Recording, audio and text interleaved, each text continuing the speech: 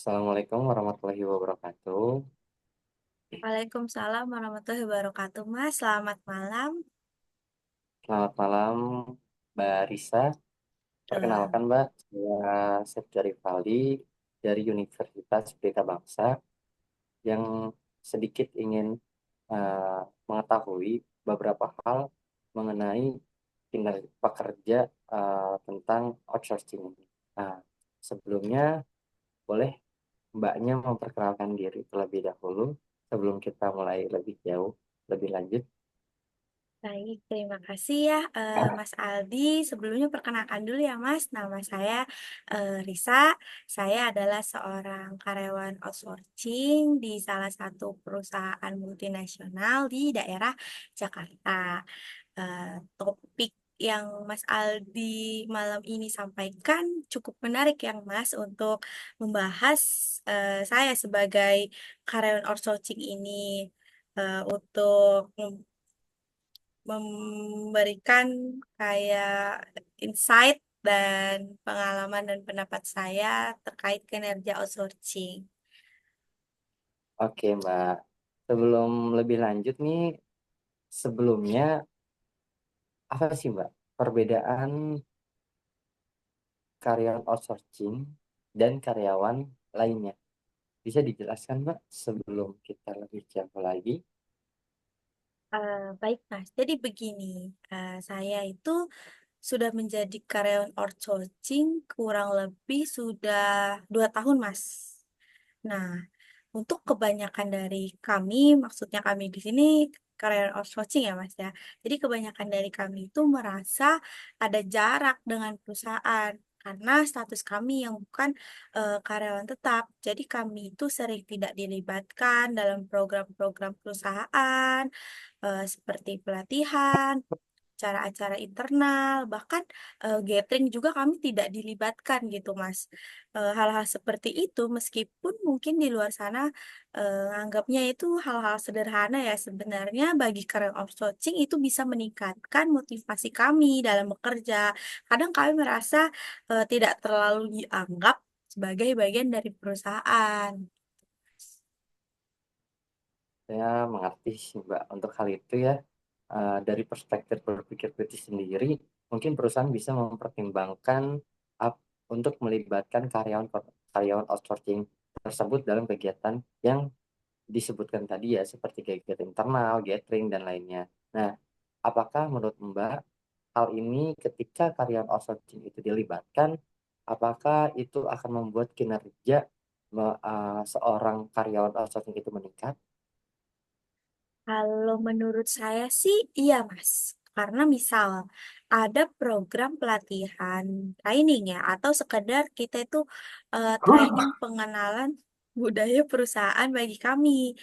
Jadi kami tuh jadi lebih bisa memahami cara kerja dan nilai-nilai perusahaan. Kalau kami lebih paham soal nilai-nilai tujuan perusahaan, mungkin kami juga jadi lebih bersemangat dalam bekerja. Walaupun kita statusnya sementara atau outsourcing. Wah, yang tadi ya Mbak sebutkan itu ide yang sangat bagus ya, Mbak.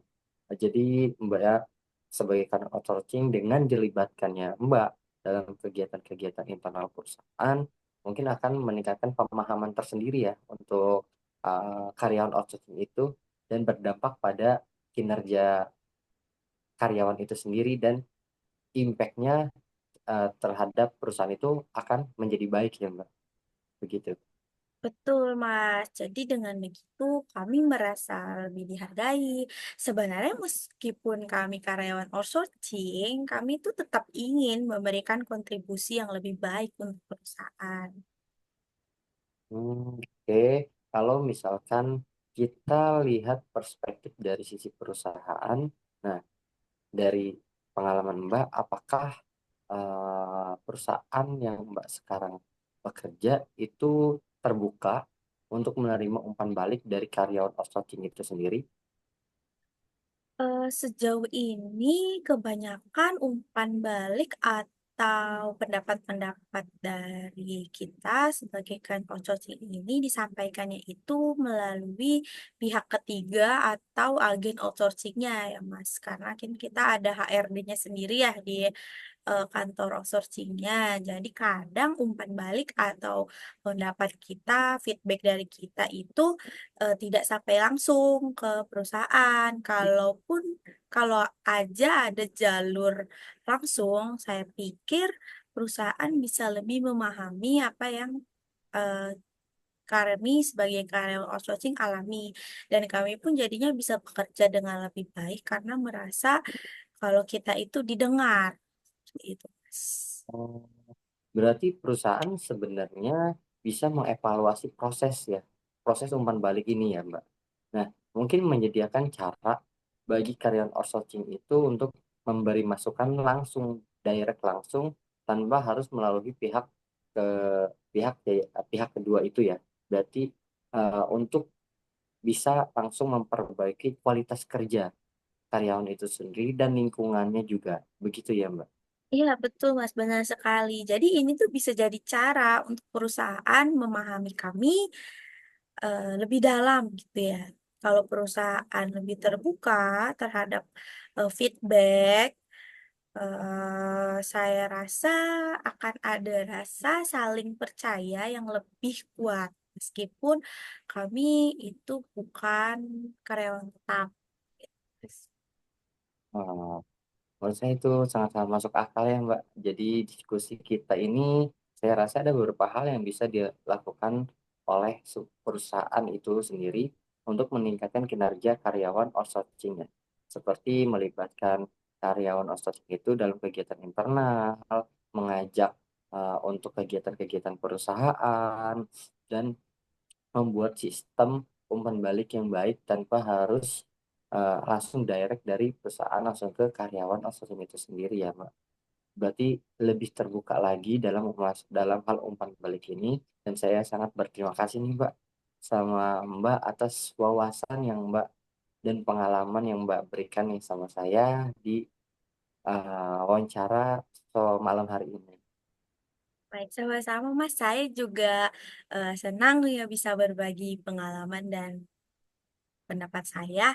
Kadang memang sulit bagi karyawan outsourcing untuk menyampaikan apa yang kami rasakan gitu ya Mas. Semoga penelitian yang sedang Mas lakukan ini bisa bermanfaat dan bisa membawa perubahan yang lebih baik lagi untuk karyawan outsourcing di masa depan ya Mas.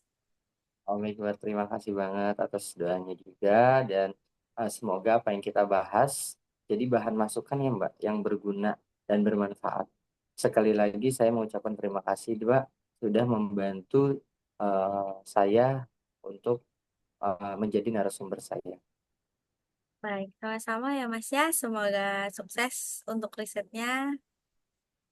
Ya, terima kasih ya Mbak. Maaf mengganggu dan terima kasih untuk meluangkan waktunya. Saya mungkin sampai di sini saja Mbak. Mungkin bisa saya akhiri ya Mbak. Saya ucapkan sekali lagi terima kasih.